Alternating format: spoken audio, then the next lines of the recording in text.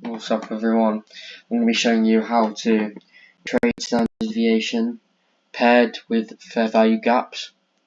I'm going to be going completely random time. Doesn't matter what time it is, because in the end it doesn't really matter what time it is. But I'm going to be showing, so it's easy to grasp. First I'm going to be showing you midnight, around midnight, so midnight open to midnight close, and like just after that, that's where we'll be showing you how to pair it with standard deviations.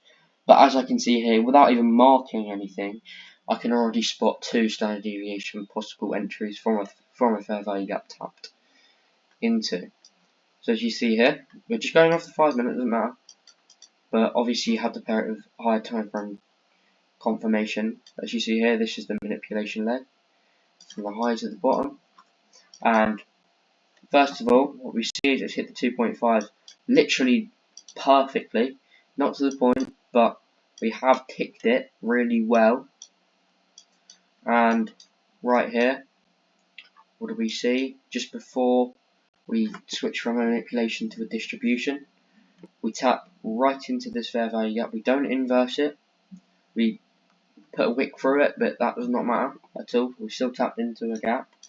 And there's probably a 10, 15 minute gap right here.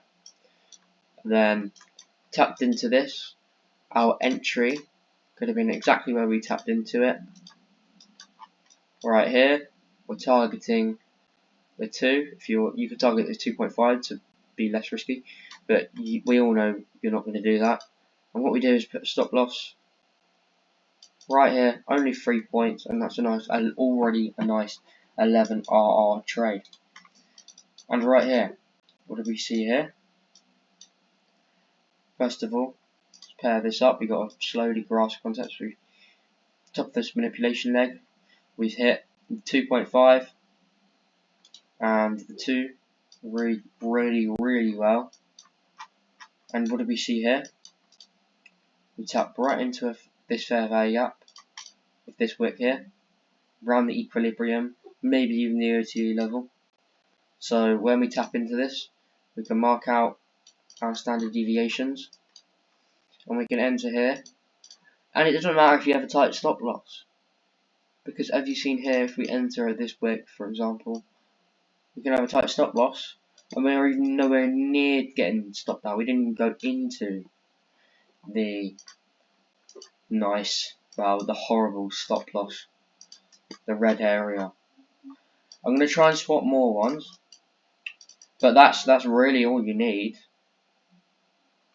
Here, right here, what do we see? We tap into a gap right here. Sometimes you can mark out a manipulation leg from here to here if you want a high RR trade, but that, as you can see, that does not work out at all. You gotta do it from the last purple or red candle, purple in my chart. Here, we mark out standard deviations right here. We don't hit it, right? This is where you got to listen carefully. It doesn't matter. Oh, we do wait. Hold on, right, marked out wrong. Yeah, we hit it perfectly to the point. And what did I say? Perfect. We hit into a fair value gap, and we reverse straight away. Again, with a tight stop loss. It doesn't matter. Wait for this candle to close. Put our stop loss up into that fair value gap, tap into, and you could class that as internal liquidity as well.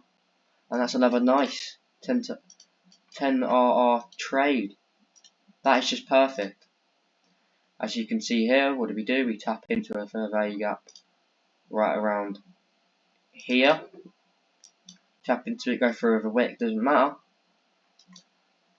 We see, mark out our standard deviations from the last purple candle to the top right here. We also see an inverse. You could use that as a extra confirmation. There's probably a 1 minute inverse somewhere on this area. But what do? We can also have a tight stop loss, because it does not matter.